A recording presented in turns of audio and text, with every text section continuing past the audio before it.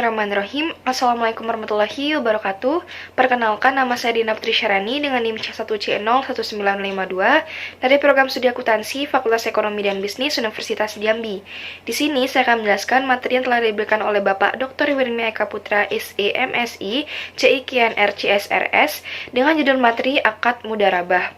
Semoga materi yang saya sampaikan dapat bermanfaat untuk teman-teman yang menontonnya. Oke, baiklah, materi yang pertama yaitu terkait pengertian akad mudharabah. Mudharabah berasal dari kata ad-darabi fi ardi, yaitu berpergian untuk urusan dagang.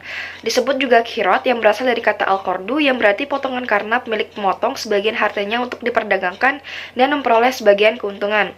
PSAK 105 tentang akuntansi mudharabah mendefinisikan mudharabah sebagai akad kerjasama usaha antara dua pihak di mana pihak pertama atau pemilik dana atau syahabul mal menyediakan seluruh dana, sedangkan pihak kedua atau pengelola dana atau mudarib bertindak selaku pengelola dan keuntungan dibagi di antara mereka sesuai kesepakatan, sedangkan kerugian finansial hanya ditanggung oleh pemilik dana. Selanjutnya tentang jenis akad mudharabah. Dalam PSAK 105, mudharabah diklasifikasikan ke dalam 3 jenis, yaitu mudharabah mutalagah, mudharabah muqayyadah, dan mudharabah musyatakah.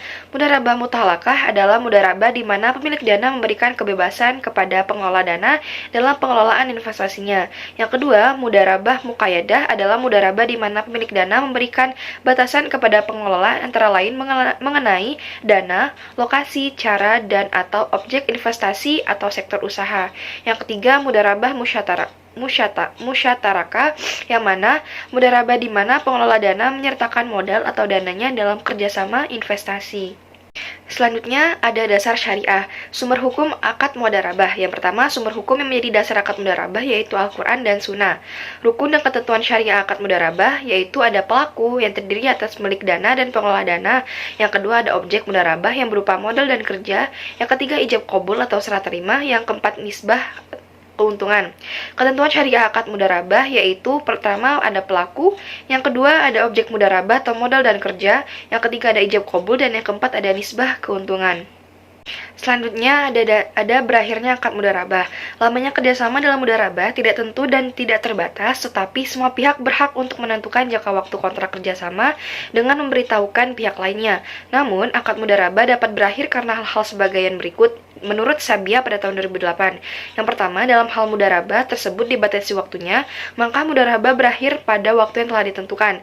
Yang kedua, salah satu pihak memutuskan mengundurkan diri.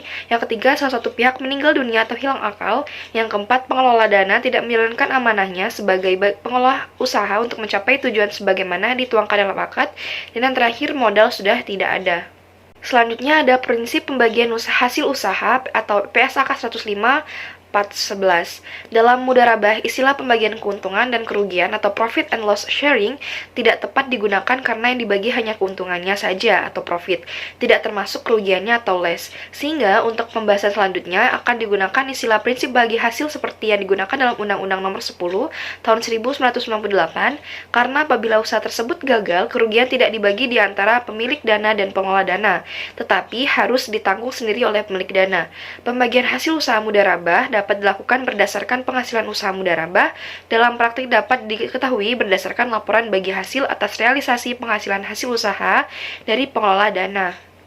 Selanjutnya ada bagi hasil untuk akad mudharabah musyatarakah pada PSAK 105 Part 34. Ketentuan bagi hasil untuk akad jenis ini dapat dilakukan dengan dua pendekatan, yaitu hasil investasi bagi antara pengelola dana dan pemilik dana sesuai nisbah yang disepakati. Selanjutnya, bagian hasil investasi setelah dikurangi untuk pengelolaan dana tersebut dibagi antara pengelola dana atau sebagai mustarik dengan pemilik dana sesuai dengan porsi modal masing-masing. Yang kedua, hasil investasi dibagi antara pengelola dana atau sebagai mustarik dan pemilik dana sesuai dengan porsi modal masing-masing. Selanjutnya, bagian hasil investasi setelah dikurangi untuk pengelola dana tersebut digunakan atau pengelola dana dengan pemilik dana sesuai dengan nisbah yang disepakati. Selanjutnya ada perlakuan akuntansi pada PSAK 105. Akuntansi untuk pemilik dana. Yang pertama ada dana mudharabah disalurkan oleh pemilik dana diakui sebagai investasi mudharabah pada saat pembayaran kas atau penyerahan aset non-kas kepada pengelola dana. Yang kedua, pengukuran investasi mudharabah. Yang ketiga, penurunan nilai jika investasi mudharabah dalam bentuk aset non-kas. Yang keempat, pencatatan keuntungan. Yang kelima, kerugian. Yang keenam, akad mudharabah berakhir. Yang ketujuh, penyajian. Dan terakhir, pengungkapan. Selanjutnya ada akuntansi untuk usaha mudharabah. Yang pertama, dana yang diterima dari pemilik dana dalam akad mudharabah diakui sebagai dana syarik atau temporer sebesar jumlah kas atau nilai wajar aset non-kas yang diterima. Yang kedua, pengukuran dana syirkah temporer. Yang ketiga, penyaluran kembali dana syirkah temporer. Yang keempat, apabila pengelola dana mengelola sendiri dana mudharabah, berarti akan ada usaha yang didanai oleh dana mudharabah. Yang kelima, kerugian. Yang keenam, pada saat akad mudharabah berakhir. Yang ketujuh, penyajian. Yang kedelapan, pengungkapan. Selanjutnya ada ilustrasi kasus mudharabah. Misal, Azkia adalah seorang muslimah yang taat dan paham agama. Ia hendak menabungkan uangnya di salah satu bank syariah, yaitu Bank A. Karena ingin merasakan hasil investasi, maka Azkia membuka tabungan dengan akad mudharabah. Azkia menabungkan uangnya ke Bank A sebesar 10 juta dengan nisbah bagi hasil 20% untuk Azkia dan 80% untuk bank. Di sisi lain, Santos merupakan pengusaha ternak sapi. Untuk mengembangkan bisnisnya, ia butuh modal tambahan. Ia datang kepada salah satu bank syariah, sebut saja Bank A, untuk mendapatkan tambahan modal. Ketika Santos menjelaskan terkait kebutuhannya akan permodalan untuk usahanya kepada Bank A, maka Bank A akan melakukan screening untuk memastikan bahwa Santos adalah mudharib yang cocok untuk diberikan pembiayaan mudharabah. Pada awal akad, mereka akan menentukan nisbah bagi hasil dari keuntungan si Santos.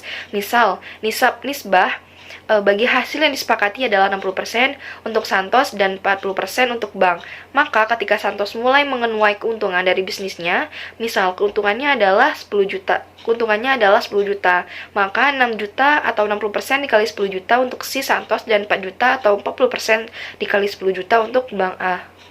Oke, baiklah, mungkin itu saja materi yang dapat saya sampaikan. Mohon maaf jika ada penyampaian saya ataupun kata-kata saya yang kurang. Saya akhiri. Wassalamualaikum warahmatullahi wabarakatuh.